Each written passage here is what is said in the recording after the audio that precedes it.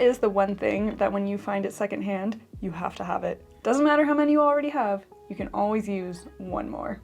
For me, it's vintage thread spools. I just love the way these look. There's something about their objectness that totally delights me. They feel like they're just waiting for some really special kind of play. What it is, I'm not sure yet, but I also feel like I'm gonna find out any moment. Now, if you like to sew, it is not recommended to use vintage thread in your projects.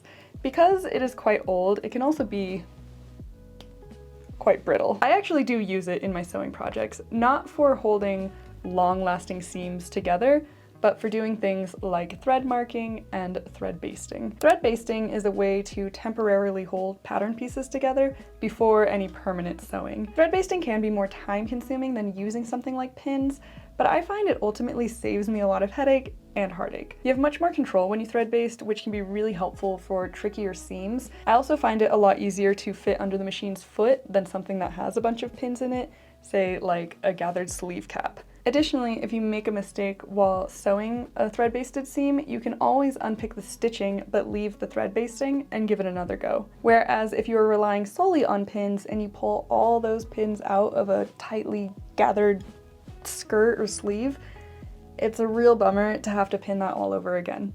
So thread basting, I'm a very big fan. Thread marking is a way to transfer pattern markings like darts, pleats, and placement lines to your pattern pieces. It is more time consuming than using something like a fabric pen or chalk, but I like to use it when I know I am going to be handling a pattern piece a lot and I am worried about chalk brushing off, or if I'm working with a lighter colored fabric and I'm nervous about something like a pen leaving color behind.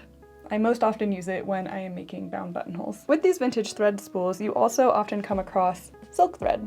Silk thread is great for thread marking and thread basting. Because it is slippery, it moves through the fabric really nicely, and that also makes removing it easier, which can be helpful if you have sewn over your thread basting in subsequent steps after inserting it.